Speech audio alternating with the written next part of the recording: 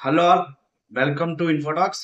So border Gavaskar trophy రేపు morning 7:50కి start అవబోతుంది Perth మనం ఆల్రెడీ చూస్తున్నాం కదా. పిచ్ బాగా పేస్ అనుకూలించేలాగా కనిపిస్తుంది. సో ఈ టెస్ట్ సిరీస్ మనం కొంచెం పాజిటివ్ నోట్ లో స్టార్ట్ చేయాలంటే టాస్ గెలిచాక బ్యాటింగ్ ఎంచుకుంటామా లేదా అనేది ఇవన్నీ పక్కన పెడితే, బుమ్రా కెప్టెన్ కాబట్టి, ఒక ఫాస్ట్ బౌలర్ కెప్టెన్ కాబట్టి తను పిచ్ని అబ్జర్వ్ చేసి ఏం చేస్తాడో ఇవన్నీ పక్కన పెడితే, మనం ఎప్పుడు బ్యాటింగ్ చేసినా కూడా పక్కాగా మన బ్యాటింగ్ యూనిట్ చాలా మంచి పర్ఫార్మెన్స్ ఇవ్వాలి. ఒక టైంలో ఇండియన్ బౌలింగ్ అటాక్ కొంచెం వీక్ గా ఉండేది, బ్యాటింగ్ అటాక్ చాలా డామినెంట్ గా ఉండేది. సో దానివల్ల కొన్ని మ్యాచెస్ గెలవడం, కొన్ని మ్యాచెస్ డ్రా చేయడం జరిగేది. బట్ ఎప్పుడైతే బౌలింగ్ యూనిట్ బాగా స్ట్రాంగ్ అయిందో మ్యాచెస్ విన్ అవ్వడం, అంటే విన్ ఆర్ లాస్ అంటే రిజల్ట్ వచ్చేలాగే మ్యాచెస్ మనవి జరగటం మనం చూస్తున్నాం. బట్ ఈ బౌలింగ్ అటాక్ అనేది ఎప్పుడైతే స్ట్రాంగ్ అయిందని ఆనందపడతామో, batting attack over the years కొంచెం వీక్ అయిందనే చెప్పాలి. విరాట్ కోహ్లీ 2019-20 తర్వాత ఇప్పటి వరకు పర్ఫార్మెన్స్, అంటే విరాట్ కోహ్లీ ఆ రేంజ్ పర్ఫార్మెన్స్ ఈ రోజు వరకు మనం మళ్ళీ చూడలేదు. అప్పుడప్పుడు చూస్తున్నాం తప్ప, బట్ అప్పుడు వరకు కన్సిస్టెంట్ గా ఎలా అయితే డామినేట్ చేశారో ఆయన, ఆ పర్ఫార్మెన్స్ మళ్ళీ ఇప్పుడు మనం చూడలేకపోతున్నాం. అండ్ రోహిత్ శర్మ కూడా స్టార్టింగ్ లో ఓపెనింగ్ వచ్చాక టెస్టుల్లో ఎలా అయితే పర్ఫార్మెన్స్ ఇచ్చారో ఇప్పుడు అది ఇవ్వడం తక్కువగా చూస్తున్నాం. ఎందుకంటే అటాకింగ్ మోడ్ లో ఆడడానికి తను ఎక్కువ ప్రయత్నిస్తున్నారు. దానివల్ల వికెట్ కోల్పోవడం అనేది జరుగుతూ ఉంది.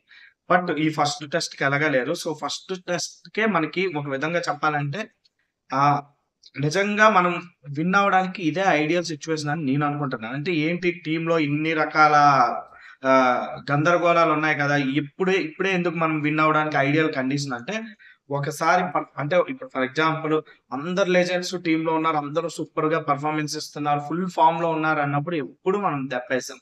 మన టీం కొంచెం ఇలాగే సందిగ్ధ పరిస్థితుల్లో ఉంది. కొంచెం ఎవరు ఆడతారు, ఎవరు ఏ స్థానంలో ఆడతారు, ఇలాంటి తికమకల్లో ఉన్నప్పుడే మనకి చాలా అద్భుత విజయాలు వచ్చాయి. సో నా ఉద్దేశం ప్రకారం మనం ఈ బోర్డర్ గవస్కర్ ట్రోఫీని ఒక 4-0తో గానీ, 3-1తో గానీ, 5-0తో అయితే ఇంకా హ్యాపీ. బట్ అంత అత్యాశ పోవట్లేదు. 4-0, 3-1 అనేది అత్యాశ. బట్ స్టిల్ నేను దాన్ని హోప్ చేస్తున్నాను. దానికి కారణమైన ప్లేయర్స్ ఎవరో కూడా నేను ఇంకా వీడియోలో ముందుకెళ్తున్నప్పుడు నేను అనౌన్స్ చేస్తాను. బట్ అలా చేస్తారేమో అని చిన్న ఇది. బట్ రేపు ఈ టైంకి అది కూడా మనకి క్లారిటీ వచ్చేస్తుంది, చేస్తారా చేయరనేది. ఎందుకంటే బోర్డర్ గవస్కర్ ట్రోఫీలో ఫస్ట్ టెస్ట్ లోనే సగం సిరీస్ రిజల్ట్ అనేది డిసైడ్ అవుతుంది అండ్ మాక్సిమం మనం అనుకోవచ్చు. బట్ లాస్ట్ టైం అది అవ్వలేదు. 36 ఆల్ అవుట్ సెకండ్ ఇన్నింగ్స్ అయ్యాక మనం సిరీస్ ని విన్ అవ్వడం జరిగింది. సో లాస్ట్ 2 ఆస్ట్రేలియా టూర్స్ లో మనం బోర్డర్ గవస్కర్ ట్రోఫీని విన్ అయ్యి వచ్చాం 2-1తో. సో ఆస్ట్రేలియా వాళ్ళకి ఇప్పుడు ఇండియాని ఎలాగైనా ఓడగొట్టాలి అని ఒక కసితో ఉంటారు. అండ్ వాళ్ళ బౌలింగ్ అటాక్ ఎప్పుడు చాలా టఫ్ గా ఉంది. 2018 లో మనం వెళ్ళినప్పుడు ఏ బౌలింగ్ అటాక్ ఉందో, 2020-21 లో ఉన్నప్పుడు ఏ బౌలింగ్ అటాక్ ఉందో, ఇప్పుడు కూడా అదే బౌలింగ్ అటాక్ ఉంది. అదే హ్యాజిల్వుడ్, అదే ప్యాట్ కమిన్స్, అదే మిచెల్ స్టార్క్, అదే నాథన్ లియాన్.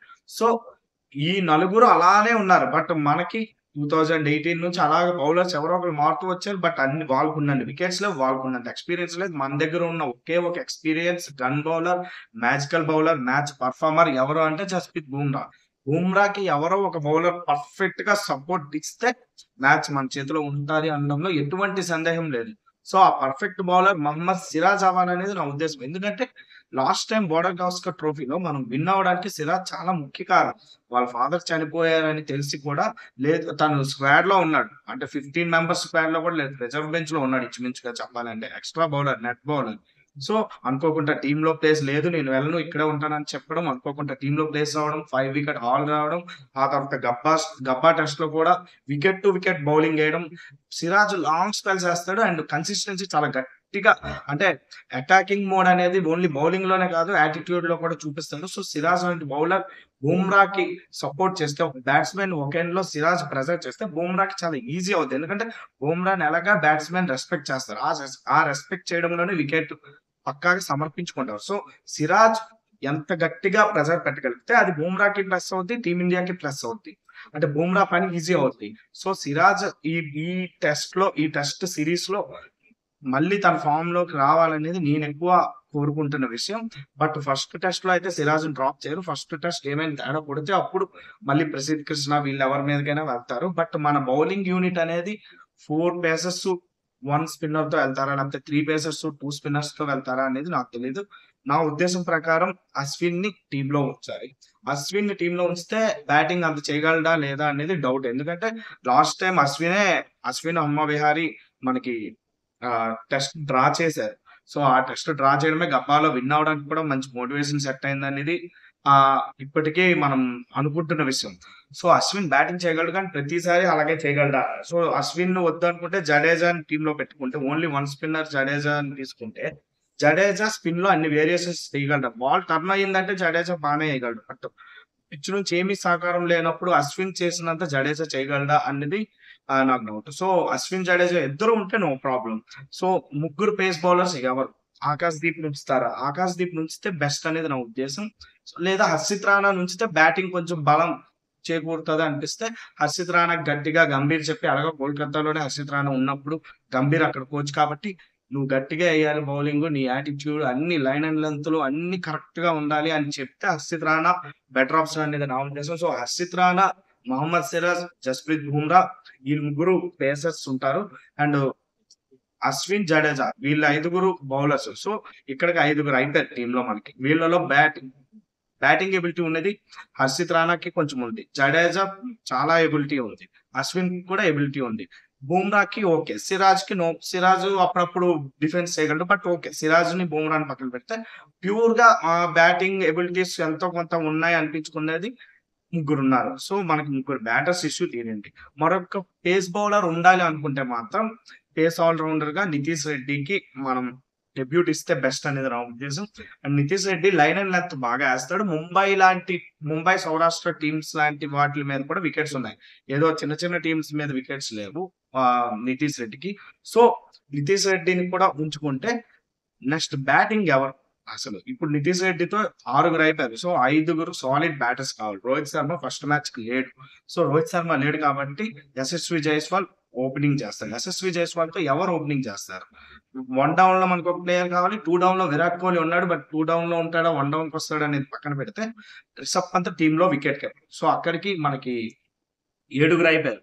సో ఇంకా ఇప్పుడు 4 బ్యాటర్స్ కావాలి మనకి. యశస్వి జైస్వాల్, కేఎల్ రాహుల్ ఓపెన్ చేస్తే బెస్ట్. యశస్వి జైస్వాల్ తో కేఎల్ రాహుల్ కి కొంచెం ఎక్స్పీరియన్స్ ఉంది. బీజీటీ లాంటి సిరీస్ లో దేవదత్ పడికల్ గానీ, అగ్మన్ ఈశ్వర్ గానీ పెడితే వాళ్ళు ఏమైనా కొంచెం నర్వస్ ఫీల్ అయినా కూడా మ్యాచ్ చేజార్చుకునే అవకాశం ఎక్కువ ఉంటుంది. అంటే వీళ్ళు ఫీల్ అవరా అంటే వీళ్ళు ఫీల్ అవుతారు. బట్ ఏమో ఎంతో కొంత మోటివేషన్ సెట్ చేసుకుని ఉండొచ్చు ఎక్స్పీరియన్స్ నుంచి అని నా ఉద్దేశం. సో యశస్వి జైస్వాల్, కేఎల్ రాహుల్ అయితే రైట్ అండ్ లెఫ్ట్ కాంబినేషన్ బాగుంటది.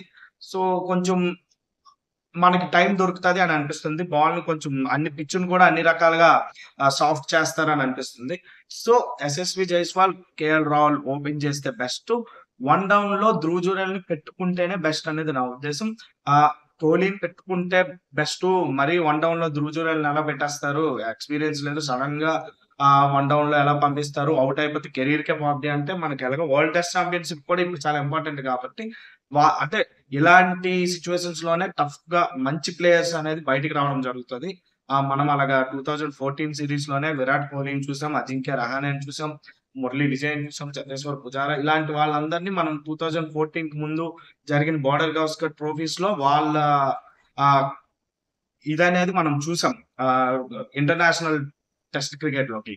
సో ధ్రువ్ జురేల్ ని నెంబర్ 3 లో పెట్టి, సో నెంబర్ 3 లో వస్తే వన్స్ విరాట్ కోహ్లీ అవుట్ అయిపోయాడంటే ఇంకే ఎక్స్పీరియన్స్ బ్యాటర్ అంటే రిషబ్ పంత్ ఉన్నాడు. రిషబ్ పంత్ అనేది ఎప్పుడు మనకి roller coaster. So Rishabh Pant ఎంత ఎక్స్పీరియన్స్ వచ్చినా కూడా రిషబ్ పంత్ తన ఆట తానే ఆడతాడు. అందుకే తను అన్ని మంచి విజయాలు మనకి ఇవ్వగలిగాడు. సో రిషబ్ పంత్ ఆ ప్లేస్ లో ఉంచి 3rd లోని Dhruv Jurel, 4th Virat Kohli, 5th Rishabh Pant and 6th Jadeja, 7 Ashwin, 8 లో హర్షిత్ రాణా, 9 లో బుమ్రా అండ్ 10 లో సిరాజ్.